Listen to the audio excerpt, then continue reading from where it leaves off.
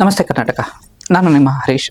ಜ್ಞಾನಸೇವ್ trust ವತಿಯಿಂದ 2025 ಹಾಗೂ 26ನೇ ಸಾಲಿನ 10ನೇ ತರಗತಿಯ ಮಕ್ಕಳಿಗೆ ಒಂದು ವಿಶೇಷ ಕಾರ್ಯಕ್ರಮವನ್ನು ಶುರು ಮಾಡಿದ್ದೇನೆ. ಇವತ್ತಿಂದ 109 ದಿನ 10ನೇ ತರಗತಿ ಮಕ್ಕಳು ಪ್ರತಿ ದಿವಸ 90 ನಿಮಿಷದಿಂದ 100 ನಿಮಿಷ ಓದಿದ್ರೆ ನಾನು ಅವತ್ತಿಂದನೂ ಹೇಳ್ತಾ ಇದ್ದೀನಿ 72 ಮಾರ್ಕ್ಸ್ ಸ್ಕೋರ್ ಮಾಡ್ಬೋದು.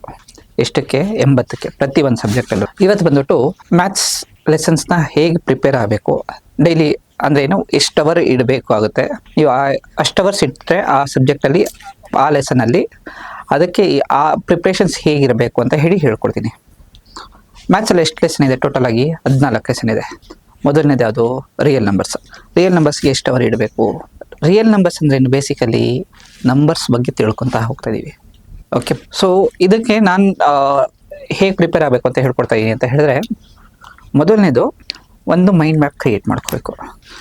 ಮೈಂಡ್ ಮ್ಯಾಪ್ ಕ್ರಿಯೇಟ್ ಮಾಡ್ಕೊಳ್ಳೋಕ್ಕಿಂತ ಮುಂಚೆ ಅದ್ರದ್ದು ಬ್ರಷ್ ಅಪ್ ತೊಗೋಬೇಕು. ಇವೆರಡರ ಮಧ್ಯೆ ಹೋಲ್ ಸಿಲೆಬಸ್ ಬಂದು ನಿಂತ್ಕೊಳ್ಳುತ್ತೆ.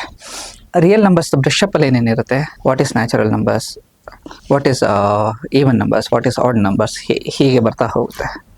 ರ್ಯಾಷನಲ್ ನಂಬರ್ ಅಂದ್ರೇನು, ಇರ್ಯಾಷನಲ್ ನಂಬರ್ ಅಂದ್ರೇನು, ಈ ಬೇಸಿಕ್ಸ್ ಮೇಲೆ ಒಂದಷ್ಟು ಪ್ರಾಬ್ಲಮ್ಸ್ ಇದೆ. ಪ್ರೂವ್ ದಟ್ ಅಂತ ಹೇಳಿ ಒಂದು ಕ್ವಶನ್ ಇದೆ. ಸೊ ಅದು ಗ್ಯಾರಂಟಿ 2 ಮಾರ್ಕ್ಸ್ಗೋ 3 ಮಾರ್ಕ್ಸ್ಗೋ ಕ್ವಶನ್ ಬರುತ್ತೆ. ನೀವು ಅದನ್ನು ಓದ್ಕೊಂಡು ಹೋದ್ರೂ 3 ಮಾರ್ಕ್ಸ್ ಬರುತ್ತೆ, easy. Next quadratic equation, again brush Appu, mind maps ಮಧ್ಯೆ ಪ್ರಾಬ್ಲಮ್ಸು. ರಿಯಲ್ ನಂಬರ್ಸಿಗೆ ನಾನು ಕೊಡೋದು ಬರೀ 4 ಅವರ್. ಕ್ವಾಡ್ರಾಟಿಕ್ ಇಕ್ವೇಷನ್ ಬಂತು ಅಂತ ಹೇಳಿದ್ರೆ 6 ಅವರ್ ಟೈಮ್ ಕೊಡ್ತೀನಿ. ಈ ಕ್ವಾಡ್ರಾಟಿಕ್ ಇಕ್ವೇಷನಲ್ಲಿ ಏನೇನಿದೆ ನಿಮಗೆ? Solving the factors. ಒಂದು ಬಂದ್ಬಿಟ್ಟು ಫ್ಯಾಕ್ಟರೈಸೇಷನ್ ಮೆಥಡು, ಇನ್ನೊಂದು ಬಂದ್ಬಿಟ್ಟು ಫಾರ್ಮುಲಾಯಿಕ್ ಮೆಥಡು, ಇನ್ನೊಂದು ಬಂದ್ಬಿಟ್ಟು ಸ್ಕ್ವೇರಿಂಗ್ ಮೆಥಡು. ಈ 3 ಜೊತೆಗೆ ಒಂದು ಬಂದ್ಬಿಟ್ಟು ಸ್ಟೇಟ್ಮೆಂಟ್ ಪ್ರಾಬ್ಲಮ್ ಇರುತ್ತೆ.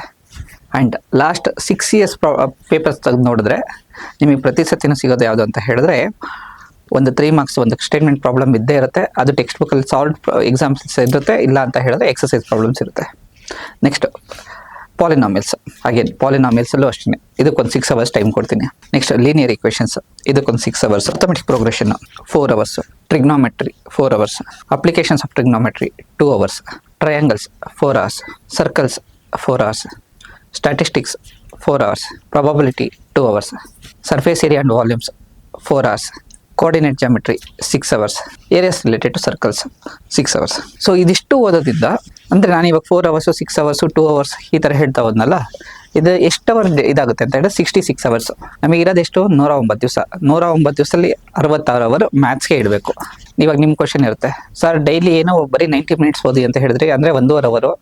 109 ದಿವಸ ಇಂಟು 1.5 ಅವರ್ ಅಂತ ಹೇಳಿದ್ರೆ 109 ಪ್ಲಸ್ ಇನ್ನೊಂದು 60 ಅಂತ ಹೇಳಿದ್ರು 169 ಅವರ್ ಆಗುತ್ತೆ. ಅದರಲ್ಲಿ 66 ಅವರ್ ಮ್ಯಾಥ್ಸ್ಗೆ ಹೊರಟ್ರೆ ಬೇರೆ ಸಬ್ಜೆಕ್ಟ್ಸ್ಗಳಿಗೆ ಅಂತ ಹೇಳಿ ಮ್ಯಾಥ್ಸಲ್ಲಿ 62 ಅವರ್ ಅಂತ ಹೇಳಿದ್ದೀನಿ.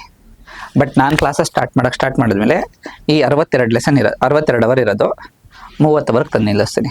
ಅದಕ್ಕೂ ಜಾಸ್ತಿ ದಿವಸ ಟೈಮ್ ಬೇಕಿಲ್ಲ. ಡಿಸೆಂಬರ್ 15ನೇ ತಾರೀಕುವರೆಗೂ ಕಾಯಿರಿ, ಬರುತ್ತೆ. All the best.